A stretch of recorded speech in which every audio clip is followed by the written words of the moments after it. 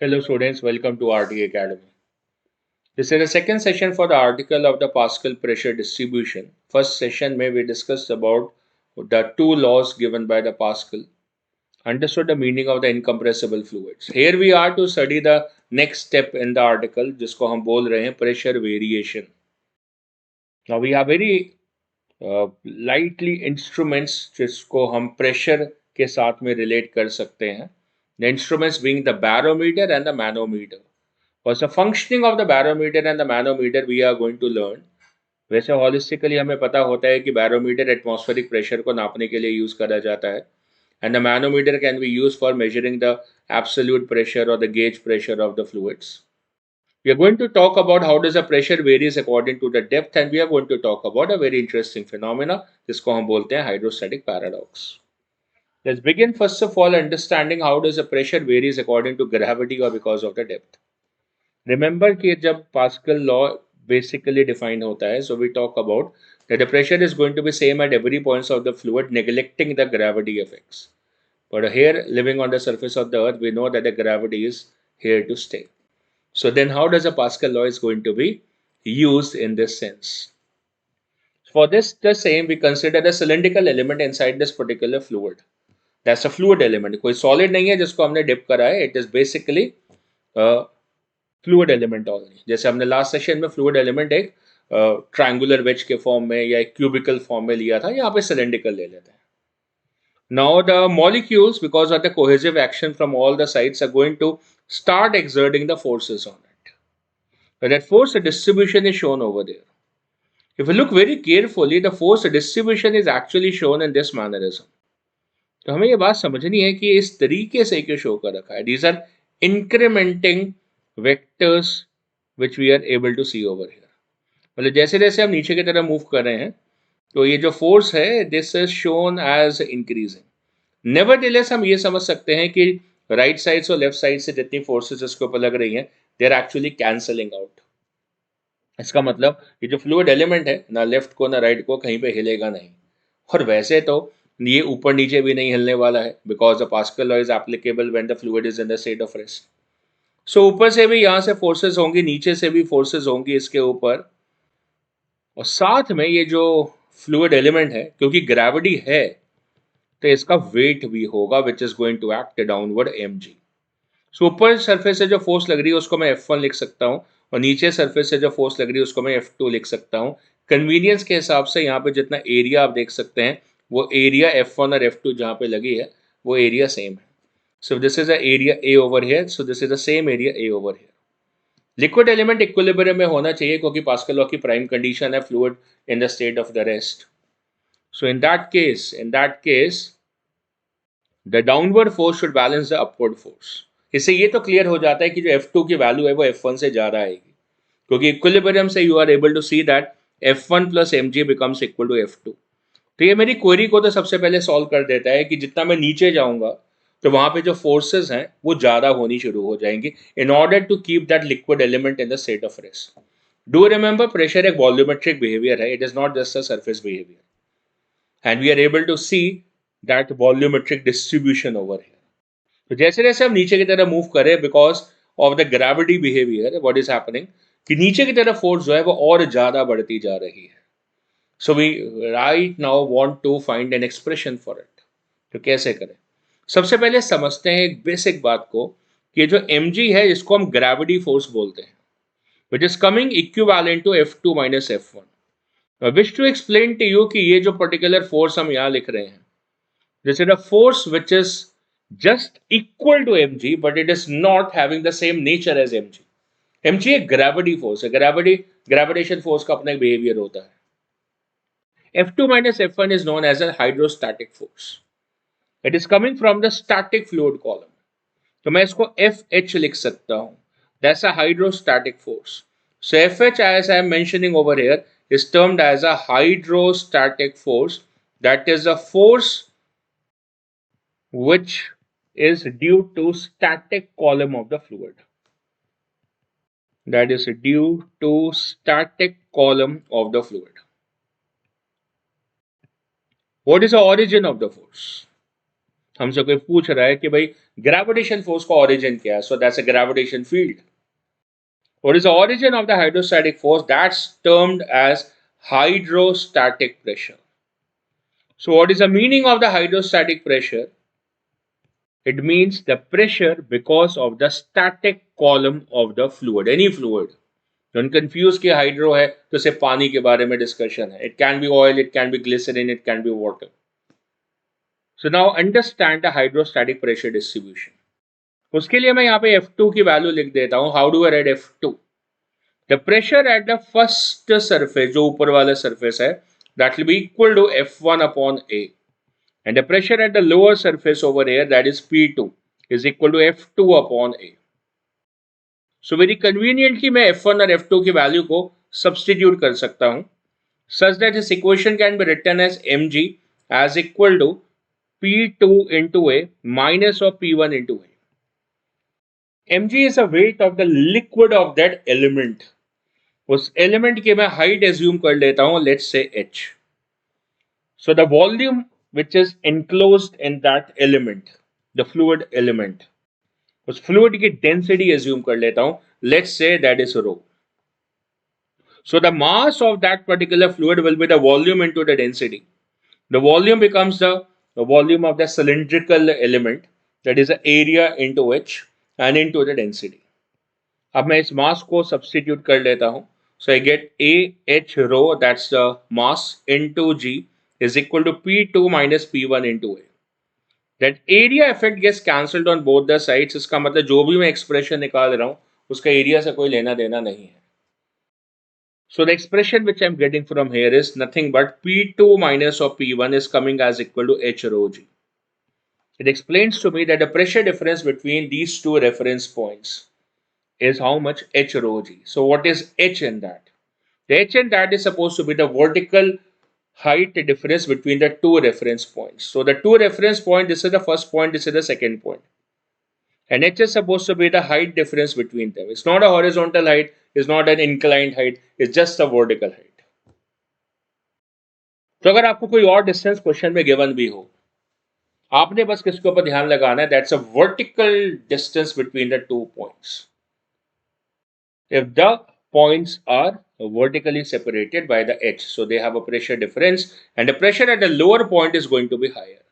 So as we go down in the fluid column, the pressure increments. इसका मतलब gravity के direction में जा रहे हैं तो प्रेशर की वैल्यू इंक्रीज हो रही है. And the P2 value becomes equal to P1 plus H rho G.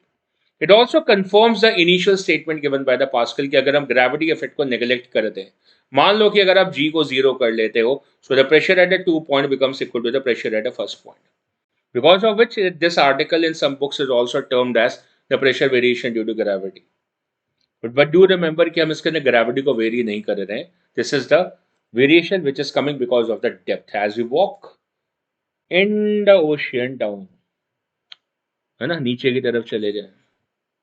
Walk बोलना तो गलत हो जाएगा, नीचे की तरफ चले जाएं. So the pressure is going to be more over there.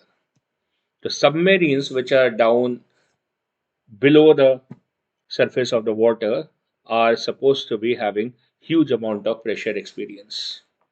जैसे हम बोलते हैं ना कि सरफेस से ऊपर को जाएंगे, माउंटेन्स पर जाएंगे तो सांस लेने में दिक्कत आ जाती है because of the decrease in the air pressure. So moving up, the pressure gets decreased, and moving down, the pressure gets increased in the fluid column. Exciting behavior. So what we have learned right now is that how does the pressure varies. But now we are also interested in talking about the pressure because of the air. जैसे मैंने discuss करा कि अगर हम mountains पे जाते हैं तो एयर प्रेशर कम हो जाता है. सो आई टेक एन एग्जाम्पल कि जहां पर मेरे पास एक ग्लास है, ग्लास के अंदर कुछ पानी है, as you can see in the diagram. And so there is a layer over there which is the surface layer of the water. वहां पे जो एक पर्टिकुलर मॉलिक्यूल है is enjoying the dual benefit that it is actually a water molecule also and it is exposed to the air molecule also. इसका मतलब उसके ऊपर से प्रेशर लग रहा होगा. एयर पार्टिकल्स जो है वहां पे जो टकरा रहे होंगे they will be exerting the pressure over there. उस प्रेशर को मैं डिफाइन करने वाला हूं as an atmospheric pressure. So on the level 1 which you can see over there is a air pressure acting over there जिसको मैं P0 से denote करने वाला हूं. So P0 is a term which I am representing for the atmospheric or the air pressure. I am writing this as the atmospheric pressure. इसका मतलब अगर हमारे पास कोई कंटेनर है और उस कंटेनर के लिड को मैं ओपन कर देता हूं, तो जो भी सरफेस लेयर होती है, it is getting expose to the atmospheric pressure. I will also be interested in knowing the value of the atmospheric pressure. फिलहाल के लिए उसको मैंने पी नॉट से डिनोट करा है. नाउ व्हाट हैपेंस कि जब अगर मैंने अभी जो पीछे समझा कि जैसे जैसे मैं फ्लूइड कॉलम में नीचे मूव करूंगा तो प्रेशर का क्या होगा, इंक्रीमेंट होगा. अब दोनों रेफरेंस पॉइंट्स में से एक रेफरेंस पॉइंट में सरफेस ले लेता हूं, क्योंकि वहां का प्रेशर तो मुझे हमेशा पता होगा, because that is atmospheric pressure. So going below to this particular point, कितना नीचे गया मैं, h डेप्थ नीचे गया. So the pressure, the absolute pressure at this point will be equal to the P not plus of h rho g. अगर मैं surface layer में आ जाता हूं, इसका मतलब h की वैल्यू 0 हो जाएगी, तो वहां पे प्रेशर कितना है, पी नॉट है. तो उसके रेफरेंस से नीचे जाने पे प्रेशर की वैल्यू क्या है, इंक्रीज कर रही है. What amount, that is h rho g. Do remember इस h रो जी को हम क्या बोलते हैं, hydrostatic pressure. That is because of the static column of the liquid. जबकि पी नॉट को हम क्या बोल रहे हैं, that is suppose to be the atmospheric pressure. तो दोनों टर्म्स अलग हैं. P nought is an atmospheric pressure, h rho g is suppose to be the liquid pressure because of the static column of the liquid. You can see if you go down over here और ये पूरी column liquid की height आ जाती है, तो the pressure is going to be maximum over there. कितना होगा, that is going to be P naught plus capital H rho g. अगर आप इस प्रेशर के रिस्पेक्ट में कंपेयर करते हैं, यहां से नीचे जाते हैं, let's say as equal to H prime, तो यहां का प्रेशर आप लिख सकते हैं at a lower point, that is P plus H prime rho g. So किसी भी एक पर्टिकुलर पॉइंट के रेफरेंस के रिस्पेक्ट में आप किसी और पॉइंट का प्रेशर लिख सकते हैं, but a cooler easier reference is suppose to be what, air pressure. अब एक और बात समझते हैं. मान लो कि हम बात करते हैं कि हमारा जो कंटेनर था, इस कंटेनर में this is going to be surface layer. This was a surface layer. तो सरफेस लेयर में अगर हम कोई भी पॉइंट ले लेते हैं, all the points have an equal pressure because they are not separated by some vertical depth. In the similar mannerism अगर हम नीचे यहाँ पे लिक्विड कॉलम में कोई लेयर ले लेते हैं, so it is very easy to understand कि इन सभी पॉइंट्स पे प्रेशर की वैल्यू सेम रहेगी. सो हॉरिजॉन्टली स्टैटिक फ्लूइड में प्रेशर वेरी नहीं करेगा, पर वर्टिकली करेगा, क्योंकि वर्टिकल डेप्थ अगर यहाँ पर h है, तो किसी भी दो वर्टिकल पॉइंट सेपरेशन पे हम लिख सकते हैं that it is equal to P not plus h rho g. Rho is suppose to be the density of the incompressible fluid. Remember कि इनकम्प्रेसिबल फ्लूइड का मतलब क्या था, कि डेंसिटी वेरी नहीं करती है, तो इसका मतलब रो का फैक्टर हम वेरी नहीं करा रहे हैं, और सिमिलरली हम यहाँ पे ग्रेविटी का फैक्टर भी वेरी नहीं करा रहे हैं. So the whole discussion is just upon that vertical height. As a said कि हमें एयर प्रेशर अगर पता है, तो हम किसी भी लोअर पॉइंट पे एब्सोल्यूट प्रेशर को फाइंड आउट कर सकते हैं. बट फन पार्ट इज कि अगर हमें एयर प्रेशर पता हो तो how do we come to know about air pressure, for which we have a barometer. The barometer works upon a simple behavior. हम क्या करते हैं, एक ब्रॉड सी डिश ले सकते हैं, कंटेनर ले सकते हैं जिसके अंदर मर्क्यूरी फिल्ड है. No why mercury, we will come back to that. तो हमारे पास ये मर्क्यूरी इसके अंदर फिल्ड है. Mercury is a liquid which is having a very high density. The relative density of the mercury is 13.6. What is the relative density meaning? The relative density is equal to the density of the given substance. So density of the substance, कोई भी substance की बात कर लें आप, जैसे यहाँ पर हमने मर्क्यूरी की बात करी, upon the density of the water. अब बात करते हैं कि पानी की डेंसिटी कितनी होती है. So the density of the water is 1 gram per cc. आप इसको कन्वर्ट करके लिख सकते हैं 10³ kilogram per metre cube.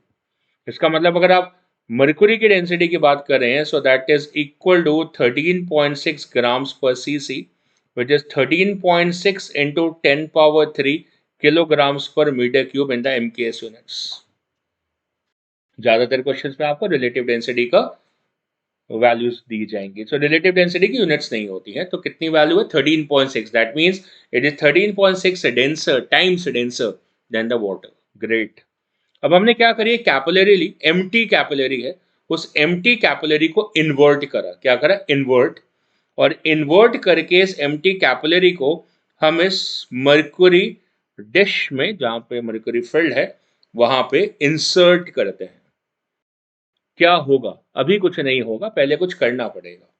We are going to pump out the air which is trapped here with the help of a vacuum pump.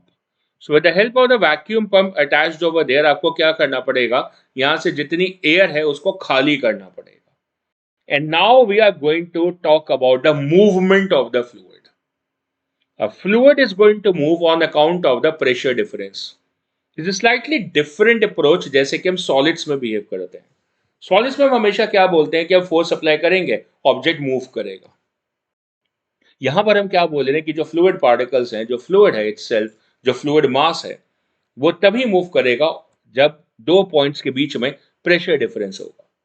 ये जानकारी हम यहां पे कैसे लेकर आ रहे हैं? क्योंकि हम ऐसा बोल रहे थे कि अगर दो पॉइंट्स के बीच में प्रेशर जीरो है, प्रेशर डिफरेंस जीरो है, तो फिर लिक्विड रेस्ट पर होगा। अरे, हमें पास्कल लॉ तो याद है, that if we say that the Pascal law is applicable, तो किसके लिए एप्लीकेबल होता है? For the fluid in a state of rest. और पास्कल क्या कहते हैं? अगर फ्लूइड रेस्ट पे, तो हर एक पॉइंट पे प्रेशर की वैल्यू सेम रहेगी। और अब हम क्या बोल रहे हैं कि भाई प्रेशर की वैल्यू सेम नहीं है, इस वजह से the fluid is going to move. So vacuum pump लगाने का अल्टीमेट मकसद क्या था? कि वहां पे आप एब्सोल्यूट प्रेशर को जीरो कर दें। ऐसा क्यों होगा? इससे हमें एक और इंफॉर्मेशन मिलती है कि वैक्यूम का प्रेशर जीरो होता है। So why is the vacuum pressure equal to zero? Because there is no cohesiveness, particles ही नहीं है, तो प्रेशर तो पार्टिकल्स लगाते हैं। So the pressure of the vacuum is zero. And now if we go down, the pressure here is going to be what? Atmospheric. इस particular point पे pressure कितना? एटमॉस्फेरिक प्रेशर है। इस पॉइंट पे pressure कितना? Atmospheric pressure है, P naught है। ऊपर जीरो, नीचे P naught. So the fluid is going to move from the high pressure to the low pressure region. So the fluid in this capillary moves up, and it moves up to a certain height. कितनी height पे? Let's say that particular height is supposed to be h. अब देखो, जितना liquid rise करा उसके top most point पे pressure जो है वो जीरो है। लेकिन हमने सीखा हुआ है कि जैसे जैसे हम नीचे की तरफ आते हैं तो प्रेशर का इंक्रीमेंट होता है, which means now the pressure at this point become zero plus H rho g. क्योंकि जो रेफरेंस पॉइंट है ऊपर, वहां पे प्रेशर कितना है? Zero, because of the vacuum. Now additionally हमने ये सीखा है कि हॉरिजॉन्टल लेवल पे for the fluid in the state of rest pressure same रहता है। इसका मतलब लिक्विड तब तक मूव करेगा जब तक इस पर्टिकुलर पॉइंट पे प्रेशर की value zero plus H rho जी ना हो जाए। इसका मतलब इस पॉइंट का pressure right side P not के बराबर ना हो जाए, क्योंकि राइट साइड जो है, जो कैपिलरी के बाहर है, वो तो ओपन टू एटमॉस्फेयर है, तो वहां तो प्रेशर तो पी नॉट है। तो स्टैटिक मोड में अब ये लिक्विड लेवल स्टैटिक हो चुका है, तो पहले आपको वेट करना है कि लिक्विड लेवल क्या हो जाए? स्टैटिक हो जाए। स्टैटिक मोड में पास्कल लॉ लगा सकते हैं, and so the pressure difference between the horizontal points has to be zero, क्योंकि प्रेशर से वर्टिकली वेरी करता है। And so these two pressure points can be equated, and hence we come across कि P naught की value कितनी आ रही है? H rho g आ रही है। So we are able to measure the atmospheric pressure by the static column of the mercury only. नहीं, हम यहाँ पे कोई और फ्लूइड भी डाल सकते हैं। कोई और फ्लूइड अगर आप डालोगे तो एटमॉस्फेरिक प्रेशर उससे बदलेगा नहीं। एटमॉस्फेरिक प्रेशर तो आपका सेम आएगा, पर जो हाइट ऑफ द कॉलम होगा वो वेरी कर जाएगा according to the density which you have seen. फिलहाल अगर हम बात करें यहाँ पे at the ground level, at the sea level, कहां पर? At the sea level and at 0 degree Celsius. So at the mean sea level, MSL बोल सकते हैं, and at 0 degree Celsius the value for the H comes out to be as 760 mm. So the P naught value which I am defining over here is the value at a mean sea level at 0 degree Celsius. जिसका मतलब temperature vary करेंगे, ये value very हो सकती है। अगर हम height very करेंगे, ये वैल्यू वेरी हो सकती है। फिलहाल के लिए अगर हम इस पर्टिकुलर वैल्यू को कैलकुलेट करते हैं, सो H is 760 mm, that means that is 0.76 meter into the density of the mercury, that is 13.6 into 10 power 3 kilogram per meter cube, and the G value at the surface of the earth is supposed to be 9.81. If we calculate this particular value, which comes out to be 1.01 into 10 power 5. To honor our beloved Pascal sir, we write the unit as a Pascal. So that's the atmospheric pressure value which is also written as 180 m. That is a conversion of the 1 atmosphere. This is equivalent to 1.01 into 10 power 5 Pascal. There's a value at the sea level given to us by the barometer. If you take any other liquid, for example, you take the water here. So H into rho as a product, remember कि G की value uniform है, constant है. P not जितना pressure होगा उतना ही रहेगा, वो तो बदलेगा नहीं. आपका प्रोसेस है मेजरमेंट से जितना प्रेशर है वो थोड़ी चेंज हो जाएगा. Which means the product H into rho is supposed to be constant. If the product H into rho is supposed to be constant यहाँ पे, which means that the H is going to be proportional to 1 upon rho. तो जितना higher density का fluid होगा उतनी column height कम आएगी. जैसे यहाँ पे 0.76 मीटर्स आ रही है, हमारी जो हाइट होती है that is around 1.5 to 1.8 meters. तो कंफर्टेबल हाइट है for the experiment and to take the reading. But suppose you just replace the mercury by water, तो पानी की डेंसिटी कम है, is 10 power 3 kilogram per metre cube. तो जो H की वैल्यू आएगी it will come out around 10.3 metre. So for the density taken as for the water, the value for the H by the same calculation is going to come out to be 10.3 meter. So the reading for that to be taken is going to be practically not possible, and therefore we take the barometric fluid to be what? As mercury. और भी उसके behavior है, it is supposed to be like a shiny fluid, तो उसकी readings लेना और आसान हो जाता है, and it does not stick to the walls of the container, added benefit. Water sticks to the walls of the glass container. The manometer is another equipment which is used for finding the pressure of the fluids for the gases or for the case of the liquids. Gases के लिए भी, liquids के लिए भी. If I am seeing over here for the case of a gas, अगर मैं gas की बात करूँ, तो अगर मैं गैस की बात करता हूँ तो गैस में जो हाइट की वजह से प्रेशर डिफरेंस होता है वो नेग्लिजिबल होता है, because when I'm using the expression as pressure difference as P2 minus P1 as equal to H rho G, मैं यहाँ पे H sigma G लिख लेता हूँ, sigma as the density of the gas. So let's talk about the density of the air. It is around 1, and if I compare this with the density of the water, that is around 1000. So density of the dry air is around 1.29 kilogram per meter cube. लिख लो. Density of the air, that's a dry air, is around 1.29 kilogram per meter cube at the surface of the earth.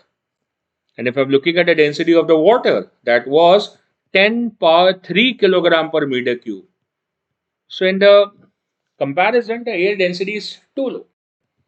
इतनी कम है कि अगर आप fluid के अंदर pressure difference को check करेंगे तो ये जो H सिग्मा G की वैल्यू जो आनी है वो नेग्लिजिबल आनी है if the sigma is the density of the air, for example. तो गैसेस के लिए सिग्मा की वैल्यू काफी कम रहती है और इस वजह से जो H सिग्मा G वाली टर्म है वो नेग्लेक्ट हो सकती है. सो गैस को अगर हम फिलअप करते हैं इस बल्ब में, इस स्फेरिकल बल्ब के अंदर अगर हमने गैस को फिलअप करा है, so let's say that is a gas over here, तो वहां पे जो प्रेशर है वो यूनिफॉर्म रहेगा. So the overall everywhere the pressure is supposed to be P itself. मतलब यहाँ भी P है, इन सभी पॉइंट्स पे P रहेगा, तो इस H1 का कोई मतलब नहीं रहेगा. अगर हाँ ये लिक्विड होगा तो फिर H1 का मतलब रहेगा. सो दोनों सिनेरियो में चेक कर लेते हैं पहले गैस के लिए. सो इस पर्टिकुलर पॉइंट का जो प्रेशर है that is P, and P is known as an absolute pressure of the gas. So that's absolute pressure of the gas. And now let's check upon the red fluid. मैं उसको mercury मान लेता हूँ, या कोई और liquid भी हो सकता है, but the mercury is supposed to be the manometric fluid in most cases. This is open to atmosphere, तो यहाँ पे प्रेशर कितना होगा? P नॉट होगा. And now we know that at the same level in the same fluid the pressure is going to be the same, because the pressure is measured for the static fluid. क्योंकि ये तो reading हम तब ले रहे हैं ना जब ये सारा लिक्विड कॉलम स्टैटिक हो चुका है, तो पास्कल लॉ एप्लीकेबल है. इसका मतलब अगर मैं इस पॉइंट को A लिख लेता हूँ, इस पॉइंट पे B लिख लेता हूँ, so the pressure at the point A should be equal to the pressure at the point B. So A point का जो प्रेशर है that is equal to the gas pressure. अगर मान लो कि ब्लू वाला पार्ट नहीं होता और ये भी ओपन टू एटमॉस्फेयर होता तो वहां पे प्रेशर भी P नॉट होता, पर अब वहां पे एयर की जगह वो गैस है तो गैस का प्रेशर लग रहा है वहां पे, तो वहां पे गैस का प्रेशर कितना है? P नॉट, नो P कितना है? P. और अगर मैं B पॉइंट पे चेक करूं तो B पॉइंट पे प्रेशर जो है वो वर्टिकल डेप्थ की वजह से आ रहा है. वर्टिकल डेप्थ कितनी है? मैं उसको H मान लेता हूं. कितना मान रहा हूं? H मान रहा हूं. जो भी H2 लिखा हुआ था इसको मैंने H मान लिया है. सो पी नॉट यहाँ पे प्रेशर था और मैं नीचे की तरफ आया तो प्रेशर का इंक्रीमेंट हो गया और इस पॉइंट का प्रेशर बन गया P not plus H rho G. So through this, I am able to measure the absolute pressure of the gas, which is P naught plus H rho g. P naught की value कहाँ से आएगी? Barometer से मिल जाएगी. So in this, H rho g is known as a gauge pressure. क्या बोलेंगे इसको? Gauge pressure. Which means if you are writing the absolute pressure, so that absolute pressure is supposed to be the atmospheric pressure plus the gauge pressure. इसका मतलब manometer से आपको reading आ रही है. Reading क्या है? एच आ रही है. तो एच क्या है? गेज रीडिंग है, मीटर रीडिंग बेसिकली. और जो मीटर रीडिंग है उसको रोजी से मल्टीप्लाई करके आपको गेज प्रेशर मिल जाएगा. And then you add it to the P naught. For example, in a particular question, you are provided that a gauge pressure, for example, it is given as gauge pressure is supposed to be equal to 16 atm. ऐसे 16 atmosphere. इसका इन evidently मतलब क्या है कि जो absolute pressure है gas का that will be P not plus 16 atmosphere. अब एटमॉस्फेरिक प्रेशर की default value at sea level कितनी है? That is 1 atmosphere. So plus 16 atmosphere. So the absolute pressure is going to be how much? That is 17 atmosphere. So quite easily we have understood the behavior of a barometer and the behavior of a manometer. Barometer किस काम आता है? That is to measure the atmospheric pressure at the different locations. हर जगह पे जो height आएगी वो same नहीं आएगी बैरोमीटर में. And if you're looking at a manometer, manometer is used for measuring the pressure of the fluids, the absolute pressure of the fluids or the gauge pressure of the fluids. दोनों में जो difference है we have seen. So difference between absolute pressure and the gauge pressure is also termed as atmospheric pressure. Excellently done. Now understand the hydrostatic paradox. Hydrostatic paradox very interesting phenomena है कि आप देख सकते हैं कि जो pressure behaviour है जो कि पास्कल सर ने हमने समझाया है, उन्होंने ये समझाया है कि भाई देखो जो प्रेशर है वो सिर्फ वर्टिकली बिहेव करता है. मतलब वर्टिकल अगर आप डेप्थ में या हाइट में मूव करेंगे तो प्रेशर की वैल्यू डिफरेंट पॉइंट्स पे डिफरेंट आएगी. हॉरिजॉन्टली प्रेशर वेरी नहीं करता है स्टैटिक फ्लूइड्स में. तो हमने 3 कंटेनर लिए और तीनों में हमने लिक्विड को फिल करा सेम हाइट तक. इसका मतलब अगर हम इनके टॉप मोस्ट पॉइंट्स की बात करें so they are expose to the air pressure, तो वहां पे प्रेशर की वैल्यू पी नॉट है. तीनों में हाइट ऑफ द लिक्विड बिल्कुल सेम है. So this side and this side all the height are same. इसका मतलब बेस पे अगर हम प्रेशर चेक करेंगे तो पहले पे P not plus H rho जी है, दूसरे में भी P not plus H rho जी है और तीसरे में भी P not plus H rho जी. मतलब तीनों में जो प्रेशर है लोएस्ट पॉइंट पे कितना आ रहा है? सेम आ रहा है.